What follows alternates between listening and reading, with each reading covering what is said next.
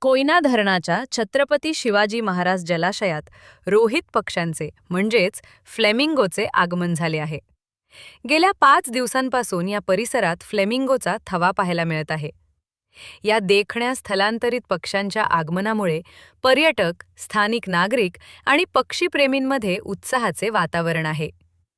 कोयना जलाशयात दरवर्षी विविध देश आणि राज्यांमधून अनेक स्थलांतरित पक्षी दाखल होत असतात. यंदा जून आणि ऑगस्ट महिन्यात फ्लेमिंगोचा थवा या परिसरात दाखल झाल्याने जैवविविधतेच्या दृष्टीने कोयना जलाशयाचे महत्त्व आणखी अधोरेखित झाले आहे. सध्या कोयना धरणात सुमारे 95 टीएमसी पाणीसाठा आहे. त्यामुळे मुनावळे आणि बामनोली परिसरात मोठ्या प्रमाणात पाणीसाठा निर्माण झाला आहे. याच परिसरात प्रथमच फ्लेमिंगोचा थवा पाहायला मिळत असल्याने या भागातील पर्यटनाला देखील चालना मिळण्याची शक्यता आहे. सातारा जिल्ह्यातील दुष्काळी भाग म्हणून ओळखल्या जाणाऱ्या मायणी तलावात दरवर्षी फ्लेमिंगोचे आगमन होत असते.